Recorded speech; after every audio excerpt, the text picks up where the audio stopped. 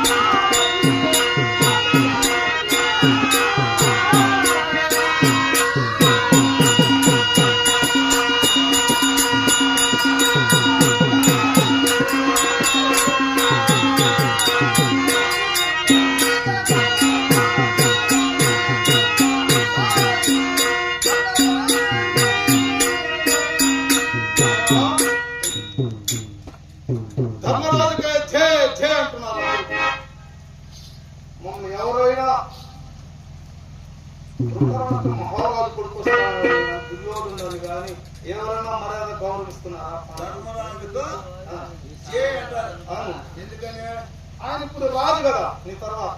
రాజు అయితే అయినాక ఆ, రాజు అంటారు. అవును. అప్పుడు ఆ, ఆ పేర్లు అర్థం ఉండదు చూసినావా?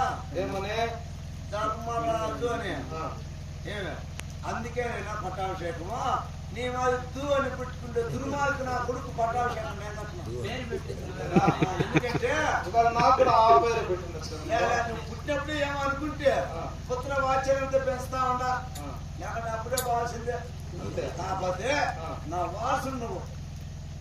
వారసునికి ఇవ్వాలి కదా, తండ్రి ఆస్తి వారసునికి. నీకేమో తక్కువ ఉండదు నేను తక్కువ అన్ని తక్కువే.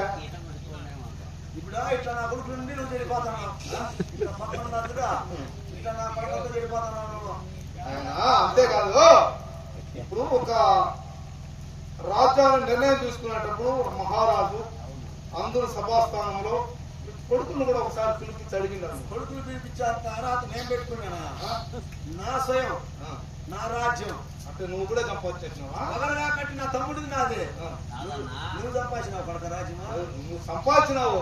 సంపాదించిన తర్వాత నాకేవాళ్ళు కానీ ఏం చెప్పినారు? అదే తండ్రి ధర్మరాజుకి యువరాజు పట్టాభిషేకమన్నావు నువ్వు. అవును. వాళ్ళని ఇప్పుడు నుండినే గౌరవిస్తున్నారు. మమ్మల్ని ఆడో పెట్టేసినావు. పిలిచేవారు కుక్క చేతికి యాగవరం తెలియజేస్తుంది.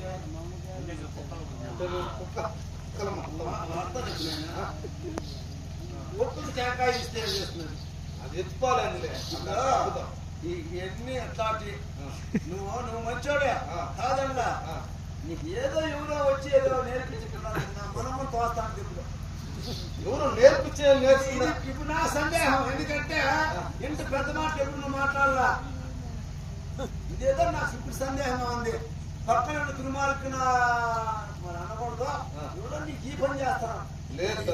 నేనా ఎవరైనా నేర్పిస్తే నేర్చుకునే వయసు అన్నది. ఇప్పుడు ధర్మరాజు రాజు అయితే నీకేం తక్కువ ఉన్నది? మాకన్నీ తక్కువే. ఏమి తక్కువ? రాజ్యంలో తక్కువ? రాజువులో తక్కువ కాదు. రాజ్యం ఉండాలంతే. సేవకులు మాత్రం స్వతంత్రంగా బతకలేము కదా. కాదు నేను వచ్చేది నీకేం భయలేరా? నువ్వు ఉండని చెప్పు. మనం నువ్వు పోతే నా అనంతరం నీకే ఇచ్చేస్తాను ఆస్తి. ఆస్తి ముందుగానే వాళ్ళకి ఇచ్చేస్తాం. మేము చూస్తా ఉన్నాం కానీ వాళ్ళకి ఇచ్చేస్తాం. మనం నువ్వేం ఇచ్చేది? నువ్వేం తీసుకునేది? కేవలం ఆస్తి రాసేదా? రాజ్యం మట్టుకే రాజ్యాన్ని ఇంకా రాజ్య ఉండేది ఆస్తి అంత రాజ్యమే. ఇంకేముందా? రాజ్యం పెట్టలేదు. నేను అప్పుడే అనుకున్నా నువ్వు పుడతానే ఎప్పుడైతే అగ్నివర్షం గురించి గాజులు కొడుకు తెలిసినాయా ఇట్లా నా కూడా కనుక్కున్నా. అంటే నేను పుట్టినప్పుడు అట్లా జరిగిందా? నువ్వు నీకు తెలియదు నీ జాతకమా నాకు తెలుసు. కన్నతండ్రికి ఎంత బాధ అనేది పక్కన మాట్లాడుతున్నా